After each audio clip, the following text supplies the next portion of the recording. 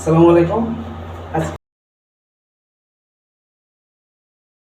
ঢালাইয়ের সময় পাইপগুলো দেওয়া হয়, তারপর আমরা তারগুলো কিভাবে পাইপের ভিতরে দিই, তো সেগুলো আপনাদের দেখাবো, সাথেই থাকুন।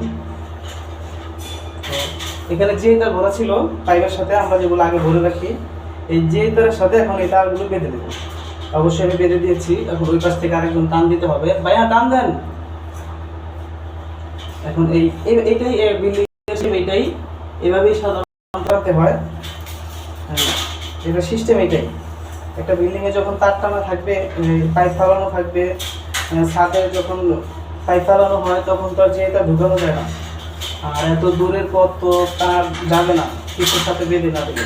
তো আমরা একটা স্কুটি দিয়ে দিছি, আর ওনার সময় হলে উনি আমাকে বলবে। ভাইয়া হয়েছে। তো এরকম আরও ভিডিও পেতে চাইলে আমাদের চ্যানেলটি অবশ্যই সাবস্ক্রাইব করে রাখবেন, বেল বাটনটি প্রেস করে রাখবেন।